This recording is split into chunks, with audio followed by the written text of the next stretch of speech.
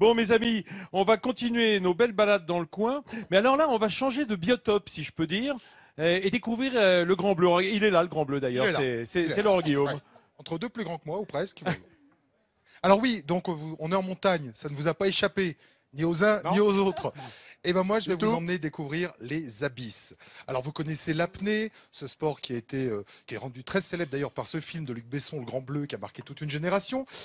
Ça consiste tout simplement à descendre le plus profond possible, sans bouteille d'oxygène, donc sans respirer. C'est vraiment quelque chose de très mental. Et ici, à Annecy, on a un champion. Il est vice-champion du monde en titre.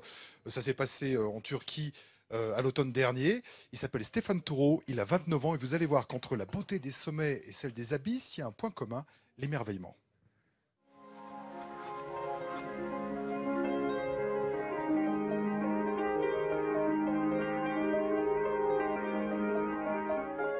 C'est une belle récompense d'arriver à ce titre.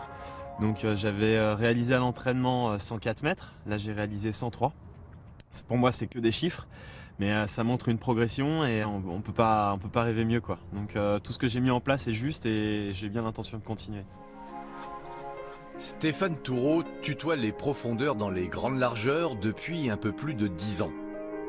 Des abîmes qu'il fréquente avec plaisir, mais dans lesquels il ne passe que peu de temps. Stéphane Toureau est un apnéiste très cool comme sa discipline, mais un peu speed dans un monde où la lenteur est souvent reine. J'ai une physiologie qui est rapide et donc du coup c'est vrai que mes temps d'apnée sont assez relativement courts. J'ai acquis beaucoup de techniques sur l'ondulation, sur ma technique de nage qui m'a permis d'optimiser mon temps en profondeur, d'être plus performant également. La plupart des apnéistes, eux, sont sur des plongées de 3 minutes par rapport à ce que je fais. Moi je suis aux alentours de 2 minutes 30. Garçon pressé de l'apnée, Stéphane Toureau sait pourtant prendre son temps, de temps en temps. Plus particulièrement quand il revient à ses premiers amours. La découverte du monde sous-marin, souvent ponctuée de rencontres à couper le souffle, avec ses habitants surprenants.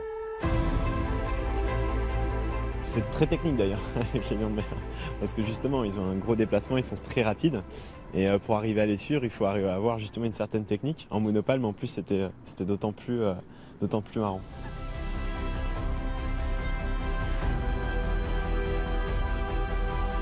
L'interaction avec les dauphins était très très forte. C'est un mammifère qui ressent les choses, qui est capable de scanner, qui est capable de voir beaucoup de choses. Et le fait de le ressentir et de les regarder, je me suis retrouvé face à face avec lui, avec un des dauphins. Et il a commencé à me faire des sons, à m'envoyer des sons, et moi j'ai fait de même. Et on a joué comme ça pendant plusieurs secondes à échanger des intentions, mais juste en faisant des bruits comme moi je pouvais faire en tant qu'humain et lui en tant que dauphin. Mais c'était un moment très fort. C'est sans doute pour ces instants de pure rencontre, bien plus que pour des records du monde, que Stéphane s'immerge.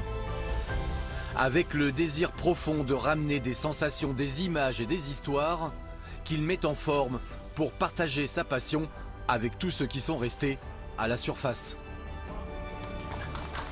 Voilà, ce sont mes collègues de France 3 Alpes qui l'ont rencontré. Alors, au lac d'Annecy, Stéphane, tu le sais, on fait beaucoup de plongées, évidemment. On ne verra pas des dauphins, on ne verra pas... Il est en apnée, là. Je pouvais pas, c'était Ah, c'est ça. 7 minutes 12, je vais me battre mon corps à la merde. Je me suis dit, son Oui, micro est en autant pour panne. moi. Mais voilà, donc tu sais qu'on fait de la plongée là-bas. Mais je Et il suis y a quelque étonné chose par le d'assez nombre de étonnant. plongeurs qu'il y a Oui, dans le lac mais il d'Annecy. y a un truc à voir qui est étonnant, c'est pas très loin d'Annecy, ça s'appelle le France, c'est une épave qui a 50 mètres Ah, c'est dans la de baie d'Albigny, profondeur, hein, voilà. c'est sur le lac d'Annecy, dans Elle le y est grand lac. encore. Et donc, il y a plein de poissons là-bas et des gens qui viennent plonger en lac. Alors, évidemment, c'est pas l'île de la Réunion, mais enfin, ça vaut le coup de s'entraîner là-bas. Bien.